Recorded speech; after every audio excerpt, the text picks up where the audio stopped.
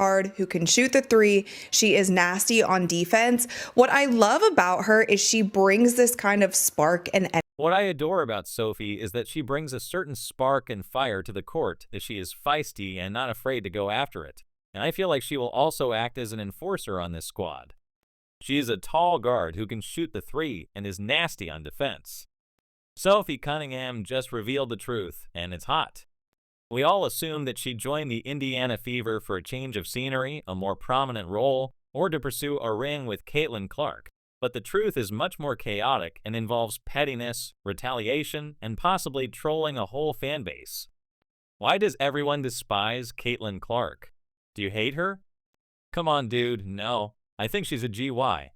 Sophie Cunningham truly meant it when she claimed that Caitlin Clark is a diamond, and now that she's going to be Caitlin's personal Secret Service agent on the Indiana Fever, people's dreams are coming true.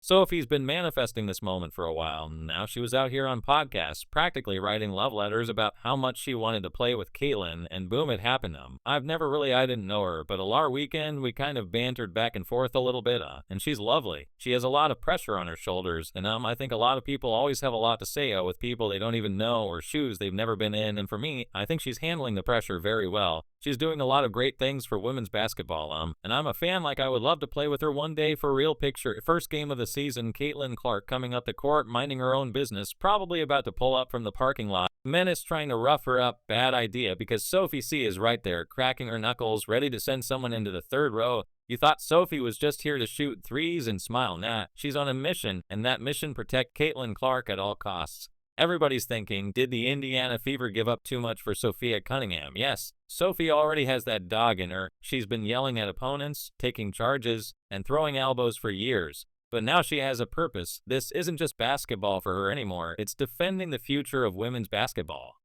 You think she's going to let anyone breathe near Caitlin without any repercussions? I say absolutely not. Who are they going to get at the 8th spot that's going to be valuable and can be an automatic impact player for a Fever? Absolutely not. I think it's a lot of fun to be a part of the W. I genuinely think that the talent and skill have always been there, but now it's just the viewership. So I give the rookie class a big round clap. I think that's a lot to handle when you're that age and have that many people watching you, but I think they've done a great job in the league as well. I think the physicality and everything will get used to it, but I think Caitlin Clark in particular has been killing it. I'm a huge fan, and I never say that. Smith, Nelisa, you all know that Nelisa Smith is pouting somewhere because, let's face it, she wasn't showing Caitlin the red carpet. Instead, she was treating her like a random freshman who had taken her varsity spot. Sophie Cunningham is the ideal teammate because she has the unbothered, I wish you would energy that Caitlin sorely needs by her side. The vibes were off, and now she has to deal with her riding into town like a Wild West enforcer, ready to clear out all negativity. Teams are holding press conferences just to throw shade, and Caitlin is just trying to hoop. Another signing just occurred when Sophie Cunningham was acquired by the Indiana F.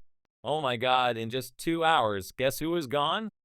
The absence of Nelisa Smith. Imagine that during a game, Angel Reese tries to get spicy, because you know she would. She will be out there trying to foul Caitlin 14 times before halftime, but Sophie will be waiting outside the club like a bodyguard. Sophie is blocked when Angel reaches her. Angel speaks, Sophie speaks more loudly. If you thought Sophie Cunningham was tough before, wait till she gives you an excuse to step it up the moment someone even considers meddling with Caitlin. Sophie Cunningham is set to become the Fever enforcer.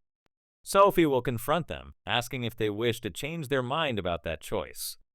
This is fantastic for women's basketball and for women's sports in general. There are a lot of new and fresh people interested in our sport, and maybe they are a little ignorant. I understand that, but for that class to enter, you have her, Angel Reese, and a few other well-known people. But you really need to support them and be fans of that, because if you're smart, you're going to be making a lot more money. Do you all recall last season when DJ Carrington declared that her life's purpose was to turn Caitlin Clark into a punching bag? Recall the iPook's strangely hostile confrontation as if she were going to release a mixtape? Well, we do, and guess what? Nelisa Smith, her own teammate, did nothing about it. Not a single word, not a single glare, just vibes and indifference. It's like your teammates are out here moving like a WWE heel, and you're just standing there, not even a casual chill out or a fake half-hearted holdback. No, that's crazy. Nelisa pretended to be watching a Netflix series while we watched, taking notes as if she had purchased VIP seats. Now that Sophie Cunningham is joining the Indiana Fever, things are going to change drastically. WNBA Twitter is exploding over Black Eye Gate right now. I'm sure we've all seen the play where Dee Carrington pokes Caitlin Clark in the eye, and a lot of people are claiming that it was intentional. Dee goes up to steal the ball, and when she comes down, her hand goes like this straight into her eye.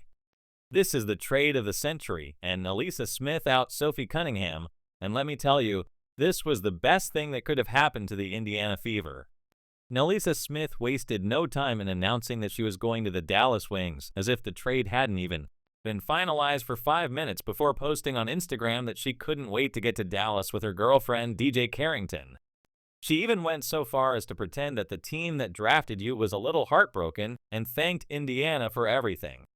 Trust me, we know that you couldn't wait last season when DJ Carrington was out there treating Caitlin Clark like a stress ball and you stood around like an unpaid extra in a movie. You had all the time in the world to step in and defend your supposed franchise player, but instead you were just vibing and the Fever was out there fighting for their lives. But guess what? It's all good because in exchange, the Fever got someone who is absolutely crazy. As I keep saying, Kelly Crystal Ball is not playing around because Sophie make Indiana the WNBA's most formidable squad. DJ Carrington tries it again. Sophie has been that girl who has been running full speed into screens, clapping in faces, talking trash, and giving zero apologies. Now that she has Caitlin Clark as a teammate, she's treating this like a full-time job. No more muted responses, no more letting it slide, no more, well, we'll just play our game and let the referees handle it. Sophie is already there. Sophie stated that the Caitlin Clark effect is real, and guess what? She wants all the smoke that goes along with it. But when Sophie Cunningham is in town, you don't just get a player like Caitlin Clark and let her get pushed around. Let's face it, Sophie isn't built for that, so let's just play through it. Oh no, she's 110% ready to throw hands if necessary. For example, imagine that during the season's first game, some defenders start acting a little too physically. Sophie's quick response, lack of hesitation, and refusal to wait for the referee to handle it are exactly what Caitlin was lacking last season. Let's face it, she was hacked, shoved, and occasionally fully tackled, and her teammates did nothing but stand around like they were waiting for an Uber. However, this year is different. We need players to come in and make an immediate impact, and Kelly and Amber have done just that with this free agency. Natasha Howard is plugging in on play pieces. Many people believe that Indiana Fever would fail,